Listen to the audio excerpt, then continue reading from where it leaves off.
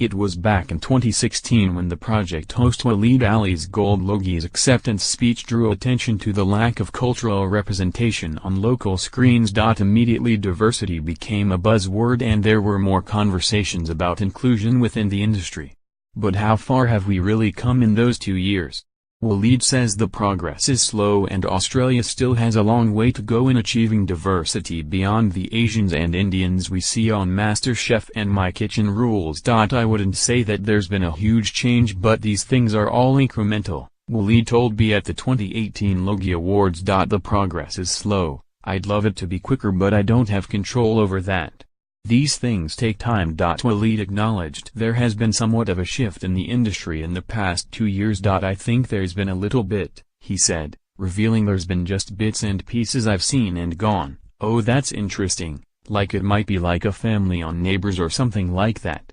Last year Neighbours producers introduced an Indian family to Ramsay Street, played by a mixture of Indian Australian and Sri Lankan Australian actors who are still on the show a year later. This is the second time a South Asian family has been written into the Neighbours script. Back in 2013, actor Sachin Joab expressed his disappointment that his character, and the rest of the on-screen Kapoor family, had been written out of the soap. It was more of a shock to us knowing that it wasn't just one multicultural actor who was being written out. It was every single multicultural full-time actor on the show, he told Digital Spy at the time. All 4 of us were written out in the first year of our full-time contracts, which felt like a massive step backwards in terms of cultural diversity on the show. Meanwhile Neighbours' main competition, Channel 7 soap Home and Away, has also stepped up its game in terms of diverse casting. Sarah Roberts joined the cast last year, and the biracial actress says she's 100% proud to be a role model for other girls from South Asian backgrounds. The 31-year-old,